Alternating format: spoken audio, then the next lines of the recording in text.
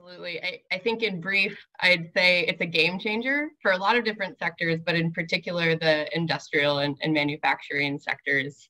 The Inflation Reduction Act makes a whole bunch of investments. It's about 50 billion just in clean manufacturing investments.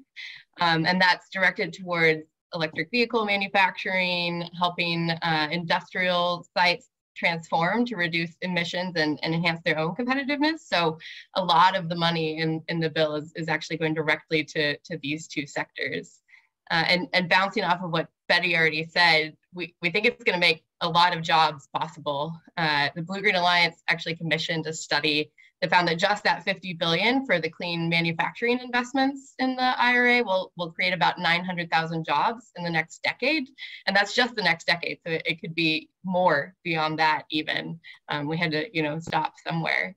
And then finally, I'd say that the IRA is significant not only for the size of the investments, it's historic, and the number of jobs created is a lot, but also just to underline what Betty said, that there are so many carrots or incentives in this law. It's truly one of a kind in that way. And maybe if I could just highlight one example here that I think is really good. The law establishes a new manufacturing production tax credit. It's worth about 30 billion by itself.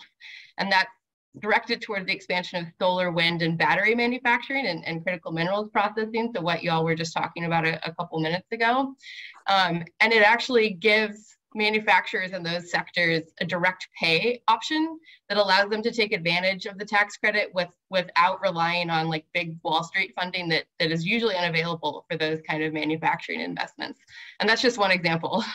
So if you look throughout the rest of the bill, there's a lot more like that.